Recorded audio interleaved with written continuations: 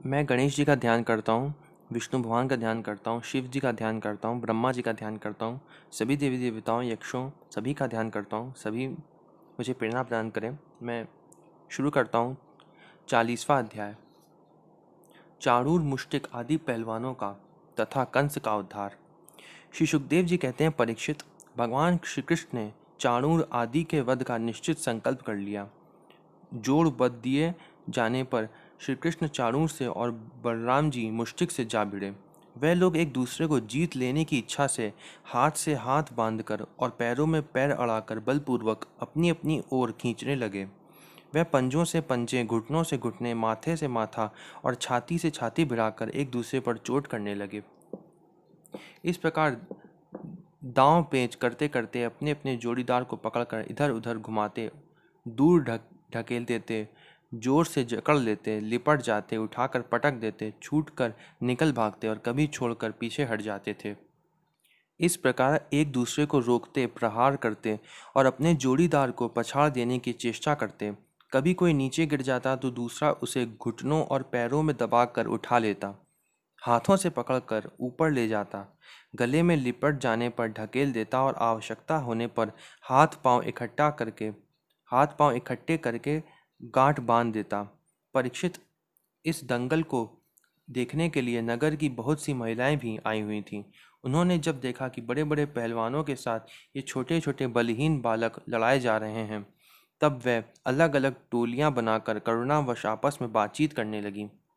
यहाँ राजा कंस के सभासद बड़ा अन्याय और अधर्म कर रहे हैं। कितने खेद की बात है कि राजा के सामने ही ये बली पहलवानों और निर्बल बालकों के युद्ध का अनुमोदन करते हैं। बहन देखो, इन इन पहलवानों का एक एक अंग वज्र के समान कठोर है। ये देखने में बड़े भारी पर्वत से मालूम होते हैं, परंतु श्री कृष्ण और बलराम अभी जवान भी नहीं हुए हैं। इनकी किशोरावस्था है। इनका एक एक अंग अत्यंत सुकुमार है। कहाँ ये और कहाँ वह। जितने लोग यहाँ इकट्ठे हुए हैं, देख रहे हैं, उन्हें अवश्य अवश्य धर्मालंघन का पाप लगेगा। सखी, अब हमें हमें भी यहाँ से चल देना चाहिए। जहाँ अधर्म प्रधानता हो, वहाँ कभी ना रहें। यही शास्त्र का नियम है। देखो, शास्त्र कहता है कि बुद्धिमान पुरुष को सभासदों के दोषों को जानते हुए सभा में जाना ठीक नहीं है, क्योंकि वहाँ जाकर उन अवगुणों को कहना, चुप रह जाना अथवा मैं नहीं जानता ऐसा कह देना, ये तीनों ही बातें मनुष्य को दोष भागी बनाती हैं। देखो देखो, श्री कृष्ण शत्रु के चारों ओर पैंतरा बदल रहे हैं। उनके मुख पर पसीने की बूंदें ठीक वैसे ही शोभा दे रही हैं, जैसी जैसे कमल कोश पर जल की बूंदें। सखियों, क्या तुम नहीं देख रही हो कि बलराम जी का मुख मुष्टिक के प्रति क्रोध के कारण कुछ कुछ लाल लोचनों से युक्त हो रहा है? फिर भी हास्य का अनिरुद्ध आवेग कितना सुंदर लग रहा है। सखी, सच पूछो तो वज्र भूमि ही परम पवित्र और धन्य है, क्योंकि वहाँ ये पुरुषोत्तम मनुष्य के वेश में छिप कर रहते हैं। स्वयं भगवान शंकर और लक्ष्मी जी जिनके चरणों की पूजा करती हैं, वही प्रभु वहाँ रंग बिरंगे जंगली पुष्पों की माला धारण कर लेते हैं तथा बलराम जी के साथ बांसुरी बजाते,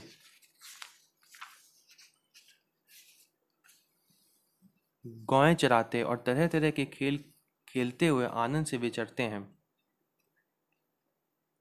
सखी, पता नहीं गोपियों ने कौन सी तपस्या की थी, जो नेत्रों के दानों से नित्य निरंतर इनकी रूप माधुरी का पान करती रहती हैं। इनका रूप क्या है, लावण्य का सार। संसार में या उससे परे किसी का भी रूप इनके रूप के समान नहीं है। फिर भी बढ़कर होने की तो बात ही क्या है। सो भी किसी किसी के सावरे सजाने से नहीं, गहने कपड़े से भी नहीं, बल्कि स्वयं सिद्ध हैं। इस रूप को देखते देखते तृप्ति भी नहीं होती, क्योंकि यह प्रतिक्षण नया होता जाता है, नित्य नूतन है। समग्र यश, सौंदर्य और ऐश्वर्य के इसी के आश्रित है सखियों, परंतु इसका दर्शन तो औरों के लिए बड़ा ही दुर्लभ है। वह तो गोपियों के भाग्य में बधा है। सखी, वज्र की व्रज की गोपियां धन्य हैं। निरंतर श्री कृष्ण में ही चित्त लगा रहने के कारण, प्रेम भरे हृदय से, आंसुओं के कारण गदगद कंठ से वह इन्हीं की लीलाओं का गान करती रहती हैं। वह दूध दूहते, दही मथते, धान कूटते,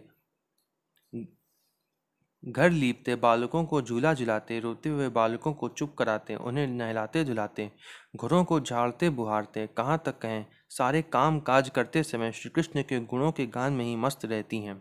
ये श्री कृष्ण जब प्रातःकाल गौओं को चराने के लिए व्रज से वन में जाते हैं और सायंकाल उन्हें लेकर व्रज में लौटते हैं, तब बड़े मधुर स्वर से बांसुरी बजाते हैं।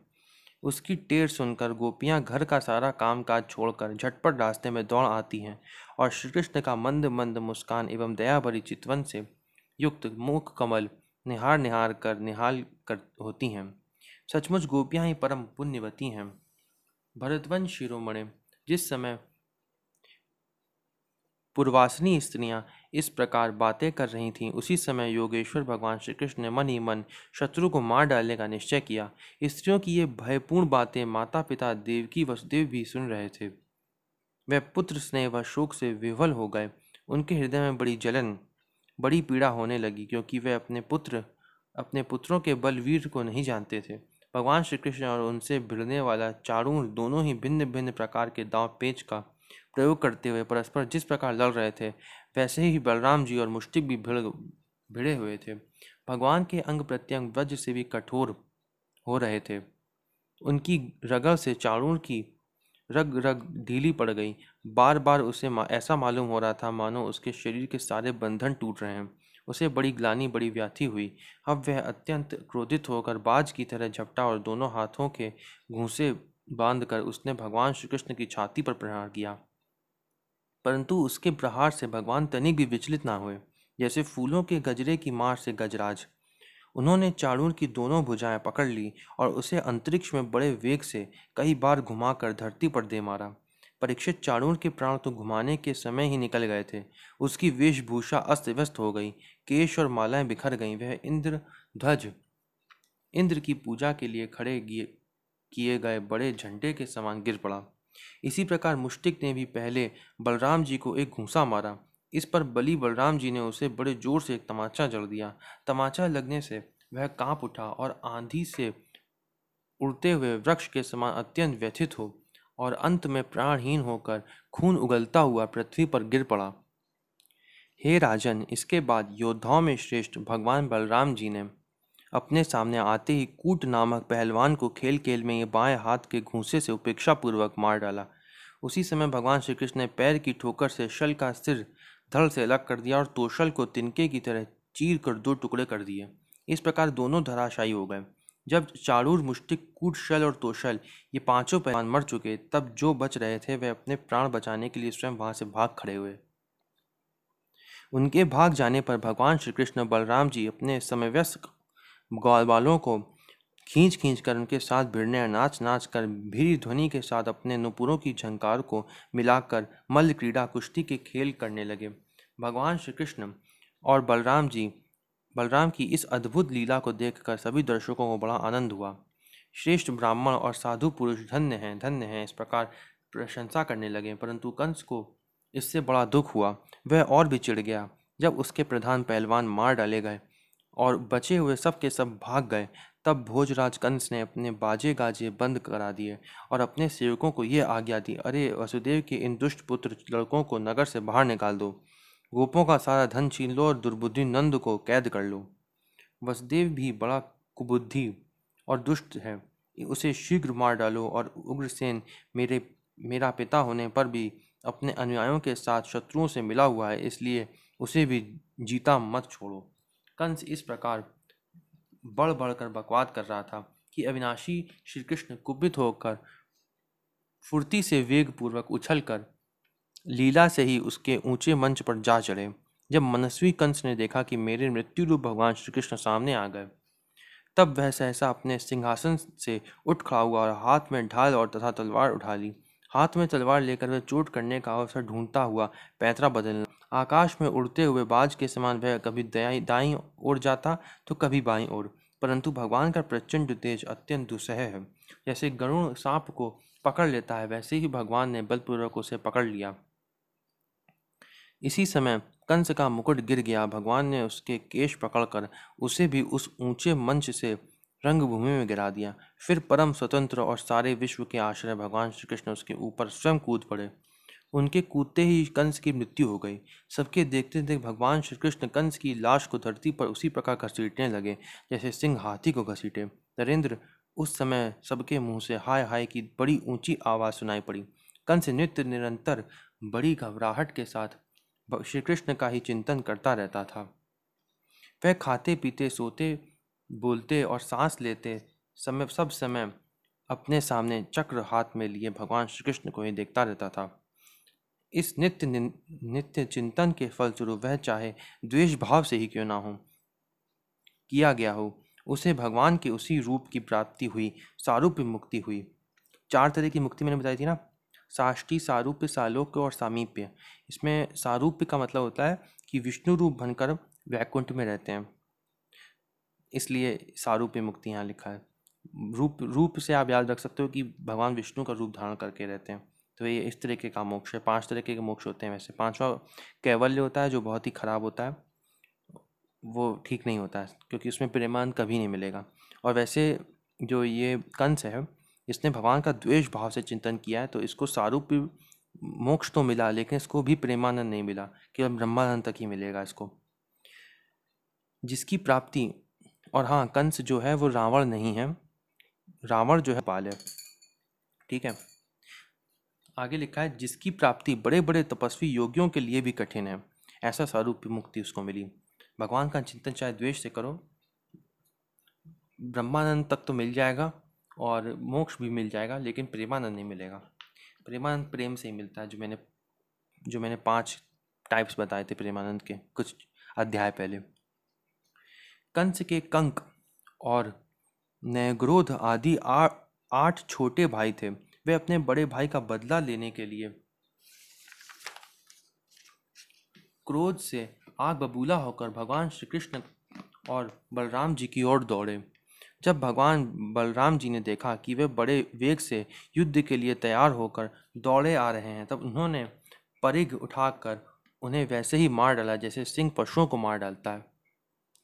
उस समय आकाश में दुंदुभियां बजने लगीं। भगवान के विभूति स्वरूप ब्रह्मा, शंकर आदि देवता बड़े आनंद से पुष्पों की वर्षा करते हुए उनकी स्तुति करने लगे।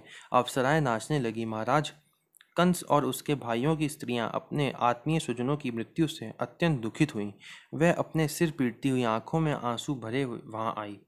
वीरशैया पर सोए हुए अपने पतियों से लिपट कर वह शोकाग्रस्त हो गईं और बार बार आंसू बहाती हुई ऊंचे स्वर से विलाप करने लगी। हा नाथ, हे प्यारे, हे धर्मज्ञ, हे करुणामय, हे अनाथ वत्सल, आपकी मृत्यु से हम सबकी मृत्यु हो गई। आज हमारे घर उजड़ गए, हमारी संतान अनाथ हो गई। पुरुष श्रेष्ठ, इस पुरी के आप ही स्वामी थे, आपके विरह से इसके उत्सव समाप्त हो गए, मंगल चिन्ह उतर गए। ये हमारी ही भांति विधवा होकर शोभाहीन हो गई। स्वामी, आपने निरपराध प्राणियों के साथ घोर द्रोह किया था, अन्याय किया था, इसी से आपकी ये गति हुई। सच है, जो जगत के जीवों से द्रोह करता है, उनका अहित करता है, ऐसा कौन पुरुष शांति पा सकता है।